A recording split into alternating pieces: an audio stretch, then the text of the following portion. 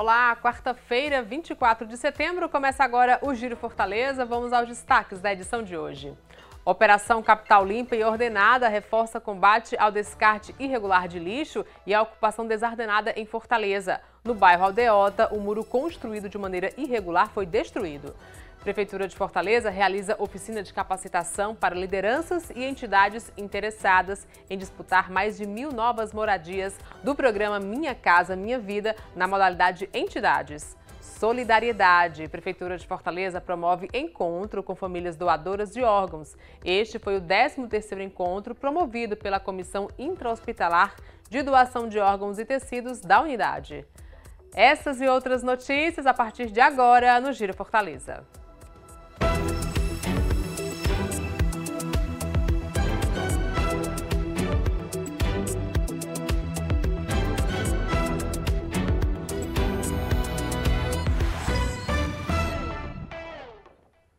A AGEFIS segue com a Operação Capital Limpa e Ordenada, que reforça o combate ao descarte irregular de lixo e à ocupação desordenada em Fortaleza. Na última semana, um muro construído de maneira irregular foi demolido.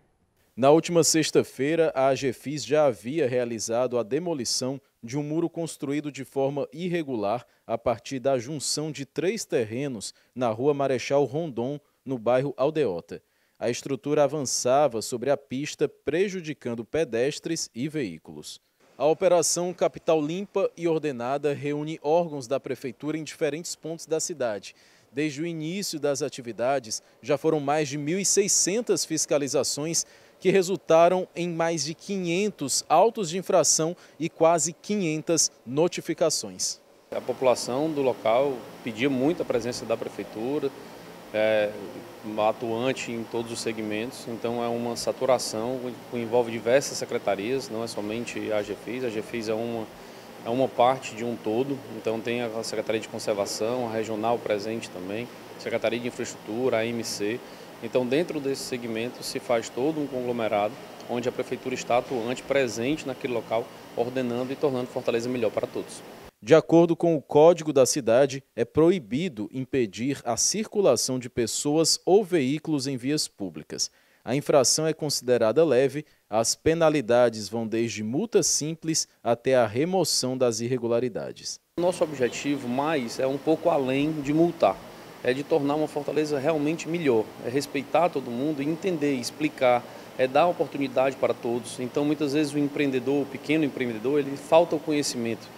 Então, com o diálogo, explicando toda a situação, a AGEFIS ela tem que realizar o processo dela de processo administrativo com relação à autuação, com relação a possíveis apreensões, retenções, mas ao final o que fica é o cuidado da Prefeitura com aquele munícipe para que ele possa desempenhar melhores as atividades dele de forma mais segura e trazer uma segurança alimentar também para todos, no caso da vigilância sanitária, dentre outros fatores.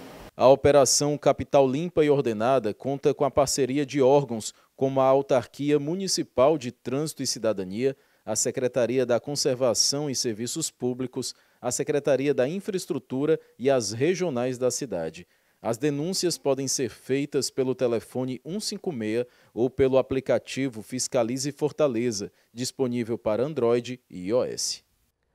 O Instituto Dr. José Frota realizou o 13º encontro de famílias doadoras de órgãos da unidade. A iniciativa integra as ações do Setembro Verde, que é o mês de conscientização e incentivo à doação de órgãos e tecidos.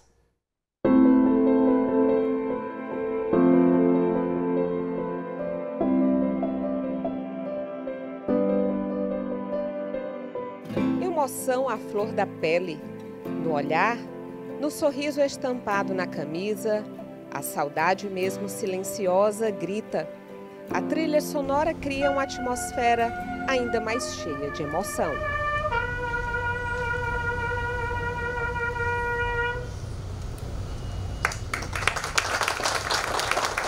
O encontro é o 13º realizado pelo IJF para celebrar o Setembro Verde, mês de conscientização e incentivo à doação de órgãos e tecidos. Diógenes tem apenas 9 anos. Vida nova que ele celebra desde que recebeu um coração em agosto de 2016. É pura felicidade.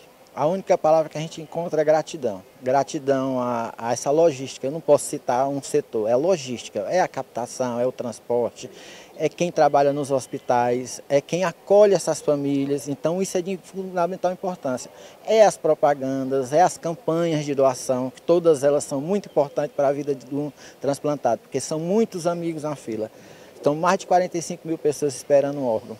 E eu ter esse privilégio de poder agradecer, estar mostrando às pessoas que doam que você tem vida e vida plena. Com esse coração já vi netos crescendo, netos nascendo, casei de novo e a vida continua. É isso que eu quero dizer, a vida continua, mas depende de quê? De um simples e amado sim, de uma família. De um lado, a dor dilacerante de quem perdeu um ente querido, muitas vezes de forma inesperada e até violenta. Do outro, pessoas que tiveram a vida renovada depois de um sim dito em meio ao sofrimento. Aqui, esses dois lados se encontram com a equipe que foi o elo que possibilitou a doação de órgãos. O momento é de celebração da vida e de gratidão. Não tem um só dia que seu Almir não sofra com a saudade do filho, o PM Almir, morto durante uma operação policial. Seu filho, que faria 30 anos nesta semana, hoje vive através da doação de órgãos, possível graças ao sim, dito na hora mais dolorosa. Meu filho se foi, mas deixou, fez doação de vários órgãos para salvar vidas. Portanto, essa alegria, ela contagia, certo? Portanto, muitas vidas, eu tenho certeza, não sei quem são, mas somente o nosso Pai Celestial sabe, mas muitas vidas foram salvas com a doação de órgãos do meu filho. De janeiro a agosto deste ano foram realizadas 108 captações de órgãos no IJF, o que representa 38% das doações de órgãos disponibilizadas para transplantes no Ceará. Em 2024, foram 197 captações e a taxa de aceite familiar foi de 84%, enquanto a média nacional foi de 54%. Nesse momento, nós tentamos, junto à família, prestar um apoio emocional, trazer esclarecimentos para que ela tome a melhor decisão. E essa decisão ela tem que ser tomada no momento em que ela sabe da confirmação da sua morte. Então, após a confirmação da morte, a comissão ela é responsável por oportunizar a doação às famílias. E as famílias dizendo sim, é preenchido um termo de autorização. Esse termo é encaminhado à Central de Transplantes. Esse procedimento é marcado no IJF e a Central fica com a responsabilidade de distribuir esses órgãos para os receptores compatíveis. Foi graças ao sim de Elisângela que o IJF fez a captação de vários órgãos de sua sobrinha Valdênia no ano passado.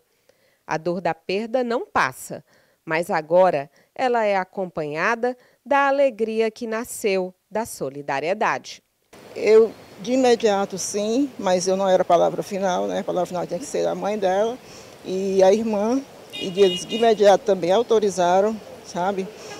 E assim, hoje é gratificante para a gente saber que tem um pedacinho dela aí, né? Por aí, a gente não sabe, espero que essa pessoa que esteja com esse pedacinho dela esteja feliz, né? Que seja aquela pessoa como ela era. Hoje, Elisângela era uma das familiares de doadores que ouviu com atenção as palavras de acolhimento durante o momento ecumênico.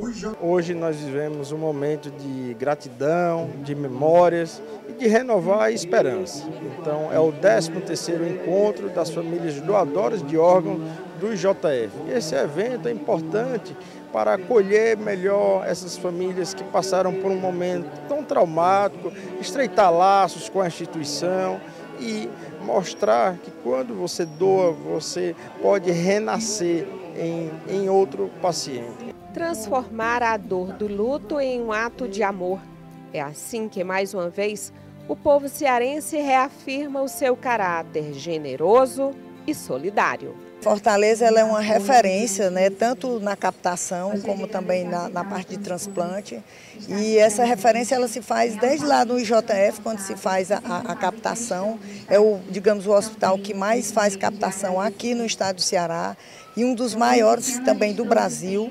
Já teve vários cenários de segundo, terceiro lugar nacionalmente em termos de captação, porque eu acho que a equipe tem um jeito todo de ser, um jeito todo de abordar essas famílias, já tem toda uma rotina bem estabelecida que faz com que realmente essas captações elas sejam realizadas, né? E que vai desde a captação de córnea, fígado, rim, pulmão, coração e pode ser doado para o Brasil inteiro. Na semente da doação florescem os frutos da vida e do amor.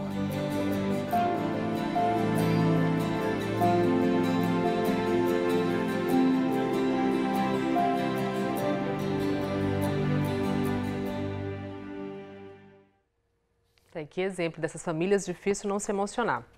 De forma pioneira no Brasil, a Prefeitura de Fortaleza realizou uma oficina de capacitação para lideranças e entidades interessadas em disputar mais de 1.000 novas moradias do programa Minha Casa Minha Vida na modalidade Entidades. O evento foi realizado na Assembleia Legislativa do Ceará. A capacitação reuniu representantes de diversas entidades e assessorias técnicas selecionados entre 195 inscrições. Durante 2 dias, as lideranças participam de mesas temáticas e atividades práticas voltadas para a elaboração de propostas habitacionais, seguindo a portaria do Ministério das Cidades que regulamenta o programa. A gente fez essa capacitação, essa ideia dessa oficina, num verdadeiro tempo recorde. Agradecer toda a equipe da Habitafor. Foi uma ideia que nasceu no Conselho Municipal de Habitação e a gente abraçou, conseguiu fazer porque está aberta a seleção do Minha Casa Minha Vida Entidades. É uma modalidade que o Ministério das Cidades ele faz, que as entidades elas se credenciam para poderem construir as unidades habitacionais. E como a gente segue a determinação do prefeito de não perder nenhuma casa, então a gente fez aqui um esforço imenso. Estamos trazendo o que tem de melhor no Brasil, uma assessoria muito boa para fazer 2 dias, uma imersão com lideranças, assessorias técnicas, entidades, para a gente tirar todas as dúvidas e esse pessoal poder se qualificar e, acima de tudo, se credenciar na seleção do Minha Casa Minha Vida Entidades, para que Fortaleza a gente consiga ter o maior número possível de unidades habitacionais aqui para o nosso povo que tanto precisa. A iniciativa da Prefeitura de Fortaleza é inédita em todo o país. As orientações abrangem desde aspectos jurídicos, fundiários e sociais até a elaboração de projetos arquitetônicos. O objetivo é preparar os grupos para apresentar propostas de empreendimentos habitacionais que concorrerão às unidades do Minha Casa Minha Vida destinadas à Fortaleza. Essa iniciativa ela é inédita no Brasil, né? Ou seja, uma prefeitura, inclusive com a parceria do Conselho Municipal de Habitação, colocando seus esforços para atuar para que as entidades tenham mais capacitação e mais condições de disputar esse recurso do governo federal. E eu acho que é um entendimento muito interessante, né, de pensar que a sociedade civil mais organizada, melhor organizada, ela contribui para o desenvolvimento da cidade. O movimento popular é um aliado do desenvolvimento da cidade. Aqui na oficina, os participantes tiveram a oportunidade de tirar dúvidas diretamente com profissionais reconhecidos nacionalmente na execução do Minha Casa Minha Vida modalidade Entidades. A troca de experiências ajudou a esclarecer os próximos passos na seleção dos projetos. Essa oficina ela está sendo bem importante para as assessorias, para os movimentos, porque traz exatamente um modelo de produção, um modelo para a política habitacional que a gente não tem tanta proximidade aqui em Fortaleza. Então, a partir dessas oficinas, desses trabalhos junto com os movimentos, a gente começa a perceber outras perspectivas de produção que elas têm muito potencial no nosso ponto de vista, né? Porque você dá um protagonismo para o movimento, movimento, para as comunidades organizadas, para as assessorias técnicas, nesse processo de trabalho coletivo. Está sendo uma oportunidade ótima, a gente está aqui na oficina sobre Minha Casa Minha Vida e Identidade, né? Uma oportunidade para que os movimentos acessem as informações necessárias para ficarem cada vez mais preparados para acessar recursos públicos, para articular parcerias, né, com as assessorias, com outros movimentos e se habilitar para executar projetos de moradia popular. Esta oficina, cujo tema principal é qualificar, né, as lideranças comunitárias com o fim de alcançarem programas de política habitacional. A gente sabe que por diversas tentativas, muitas lideranças ficaram de fora do plano do programa Minha Casa Minha Vida Identidade. Então, a oficina temática hoje ela tem essa finalidade de promover a qualificação e isso enriquece muito os movimentos sociais, as lideranças, porque há muito que se buscava, né, uma qualificação nesse sentido, para poder a gente protagonizar o alcance da política habitacional, principalmente da política pública de habitação. O prazo para envio das propostas ao governo federal termina no dia 17 de outubro. De acordo com a portaria, a meta para o Ceará é de 1.021 novas moradias, a depender da aprovação dos empreendimentos apresentados. E a Vila das Artes abriu as inscrições para a oficina gratuita sobre técnicas secas de pintura. As informações com a repórter Gilda Barroso. A Vila das Artes, equipamento cultural aqui da Prefeitura de Fortaleza, está com inscrições abertas para a oficina gratuita sobre técnicas secas de pintura. Ao todo são 20 vagas e as inscrições vão até o dia 25 de setembro. Sobre esse assunto eu converso agora com a Samara Garcia, ela que é diretora aqui da Vila das Artes. Samara, quem pode se inscrever? A oficina chama Segue o Seco, Pequenos Percursos por Técnicas Secas, vai ser ministrada pelo artista Tadeu Dias, né? Como você falou, são 20 vagas, as inscrições são para pessoas a partir de 16 anos, você pode encontrar o link de inscrição no site www.viladasartesfortaleza.com.br e pode também no Instagram da Vila das Artes acompanhar toda a nossa programação. Semanalmente a gente publica um carrossel que tem todas as informações sobre todas as atividades que estão com inscrições abertas na Vila das Artes. A Vila das Artes é esse equipamento cultural da Prefeitura de Fortaleza, da Secult-FO, gerido pelo ICI, e aqui a gente abriga 6 escolas de artes. As escolas de artes visuais, de audiovisual, a escola de dança, de circo, de teatro e de música. A escola de música ela fica num prédio anexo à Vila das Artes. Então todas essas escolas promovem continuamente atividades públicas, gratuitas e voltadas para todos os públicos. Então, quem se interessar por arte e cultura pode acessar lá e já garantir uma vaga num dos cursos oferecidos aqui? Com certeza. Procura lá, se inscreve, participa. A Vila das Artes está aqui, esse ano está fazendo 19 anos de história. É um equipamento cultural de formação em artes muito importante para a cidade e extrapola os limites também da cidade. Assim, realmente é uma referência nacional na formação em artes e no acesso também do direito à formação em artes da população. Muito obrigada, Gilda Barroso, para o Giro Fortaleza. O Giro faz uma pausa rápida e volta em instantes. Não saia daí.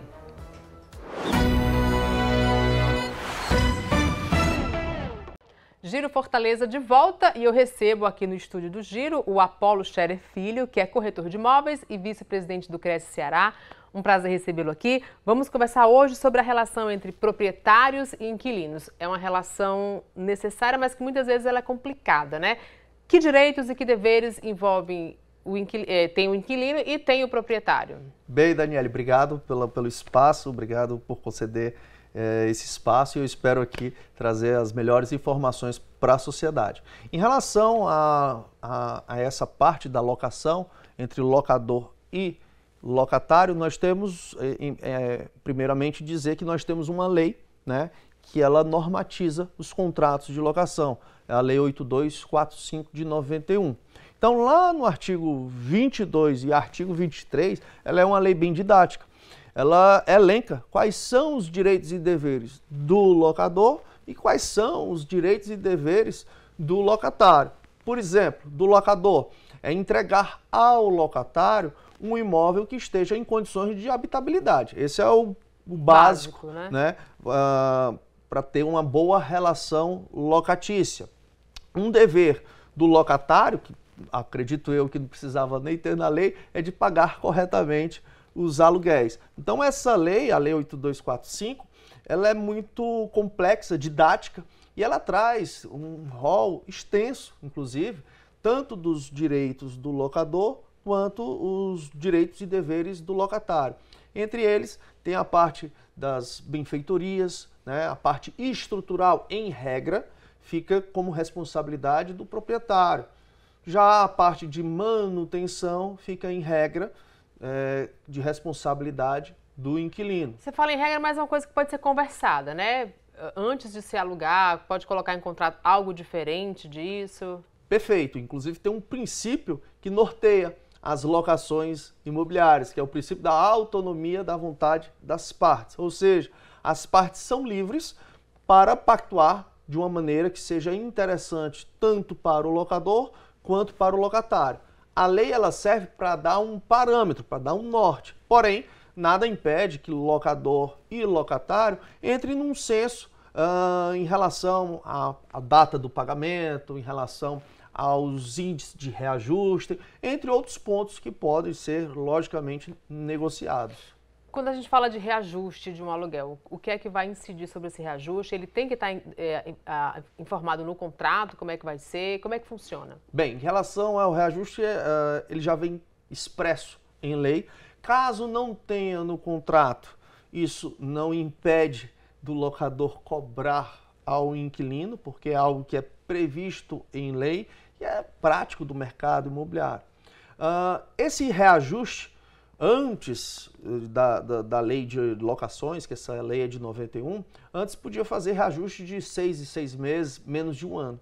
Porém, com a lei 8245, esses reajustes têm que ser feitos de 12 em 12 meses. Ou seja, se eu fiz o contrato hoje, no dia 24 de setembro, então, no dia 24 de setembro de 2026, vai ter um outro reajuste. Apolo, o IGPM, que é o índice que é o correto, vai depender também de uma negociação. Esse reajuste tem que ser por um índice, desde que seja oficial. Ele não pode ser atrelado ao salário mínimo, ele não pode ser atrelado vou colocar 10% aqui todos os anos, de maneira alguma.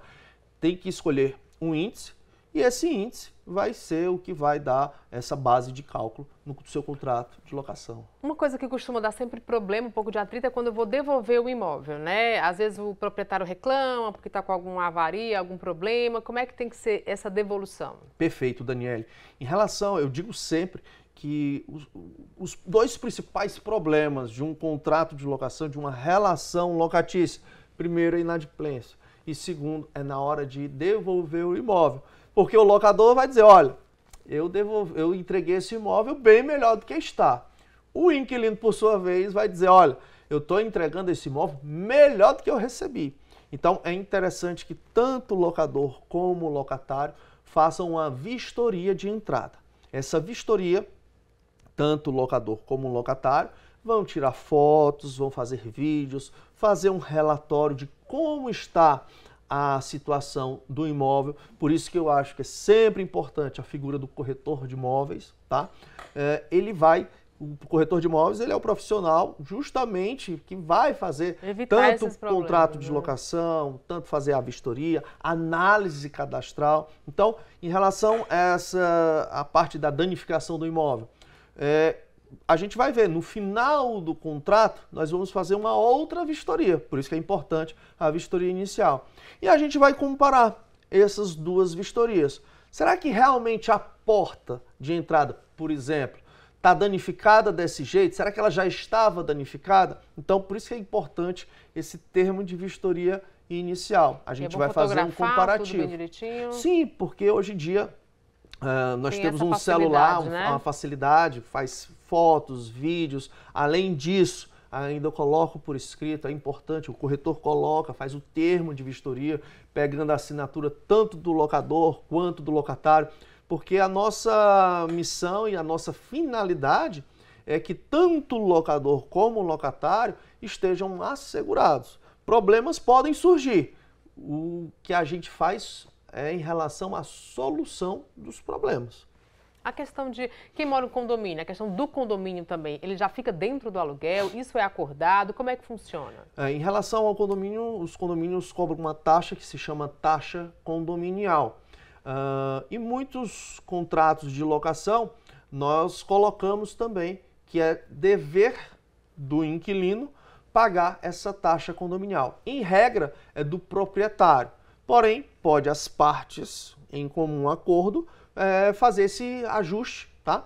Para justamente colocar, e a prática é essa, colocar um inquilino que está morando no imóvel, fazer esse pagamento da taxa condominial. E para facilitar uma melhor administração, os boletos, né, você pode colocar tanto de uma maneira que seja único, boleto único, o inquilino pagando o aluguel, o condomínio, entre outras taxas que forem previamente acordadas, ou de maneira diferente, o inquilino pagando. Então isso vai depender muito também.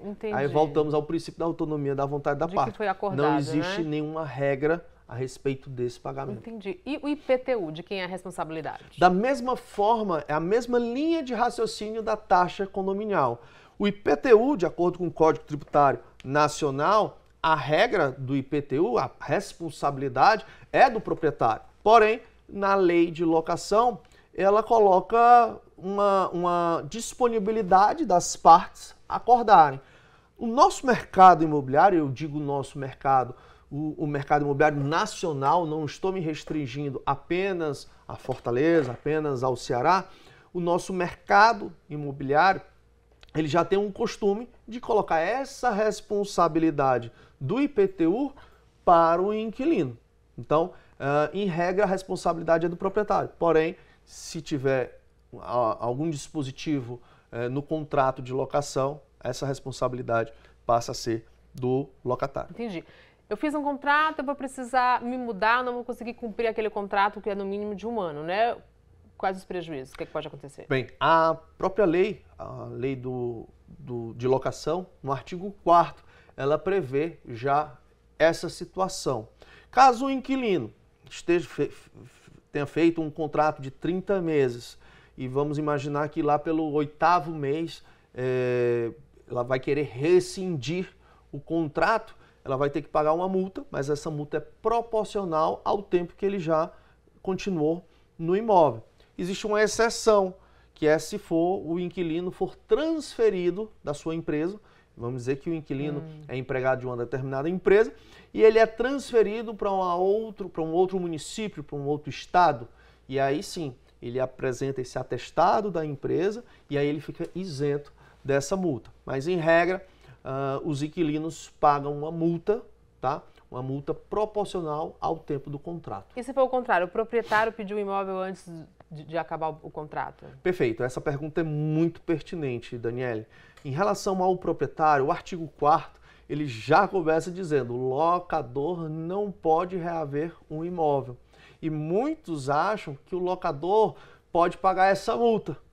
Porém, o artigo 4º, ele não prevê para o locador essa multa.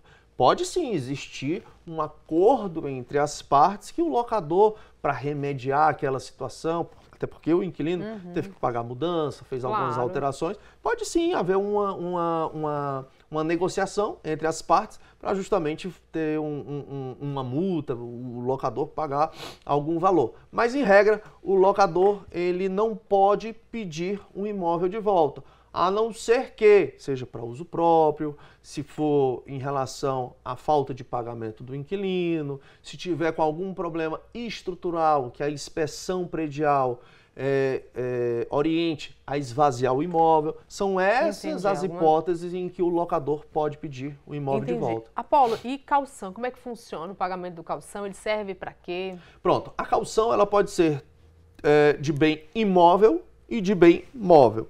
Imóvel, por exemplo, se o inquilino alugar uma sala comercial, ele pode dar como garantia o seu próprio imóvel residencial. Isso é uma caução de bem imóvel.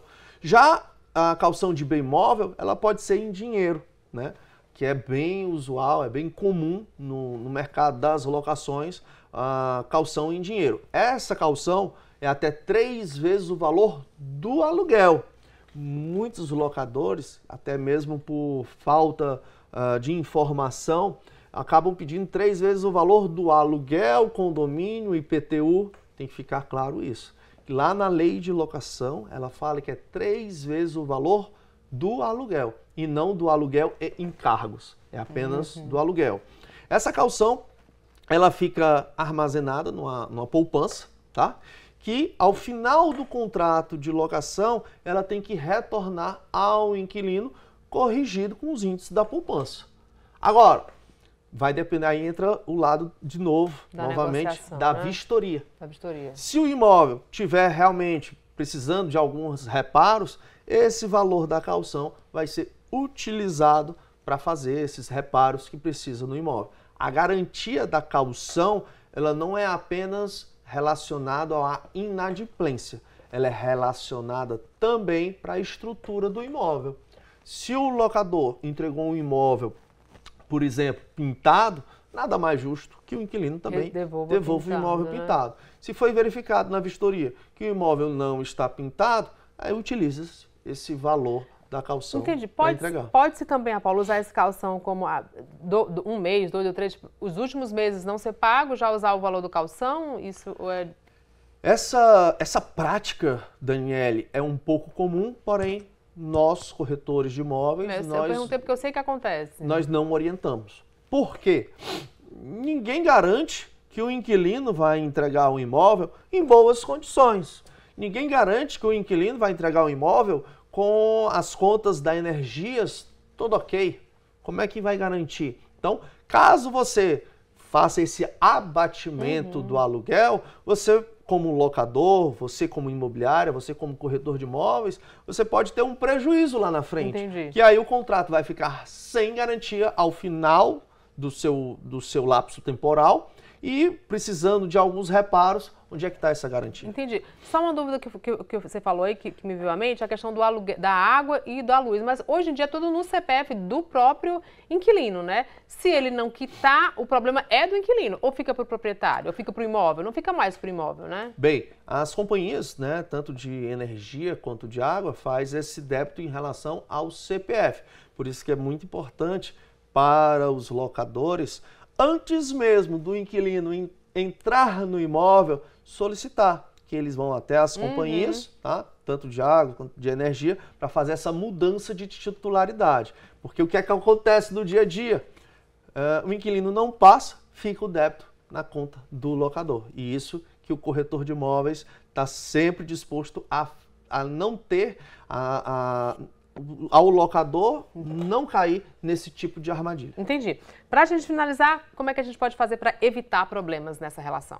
Olha, eu digo sempre que a locação imobiliária, ela realmente, quando se tratam de duas partes, uma sendo locador, outra sendo locatário, é muito comum ter realmente problemas. E é justamente por isso que tem a figura do corretor de imóveis. Então, o primeiro ponto para se evitar um problema numa locação imobiliária é ter um corretor de imóveis. O corretor de imóveis é um especialista no mercado imobiliário, especialista na locação. Então, ele vai dirimir todas as dúvidas, tanto do locador quanto do locatário. Além disso, eu digo sempre, é muito fácil colocar um inquilino dentro do imóvel. O difícil é manter a locação saudável. E isso é o corretor que faz.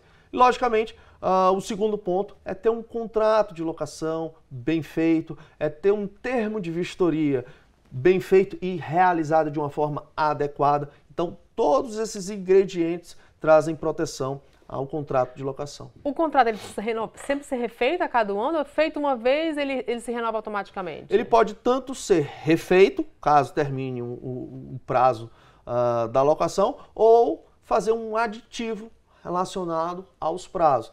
Uma pegadinha, as pessoas acham, muitos inquilinos acham, que quando o contrato finaliza o seu prazo, o contrato não vale mais, de maneira alguma. Ele era um contrato de locação por prazo determinado e vira um contrato de locação por prazo indeterminado, mas todas as cláusulas que lá Seguem existem valendo, estão né? valendo. Mas é interessante sempre sim renovar o contrato de locação para uma maior segurança. Tá ótimo. Eu conversei com o Apolo Scherer Filho, que é corretor de imóveis e vice-presidente do Cresce Ceará. Apolo, um prazer recebê-lo aqui no Giro Fortaleza e obrigada pelos esclarecimentos, viu? Eu que agradeço, obrigado pela oportunidade, pelo espaço e um grande abraço a todos. E assim a gente encerra esta edição do Giro Fortaleza. Muito obrigada pela sua companhia e eu te espero amanhã, se Deus quiser. Tchau, tchau.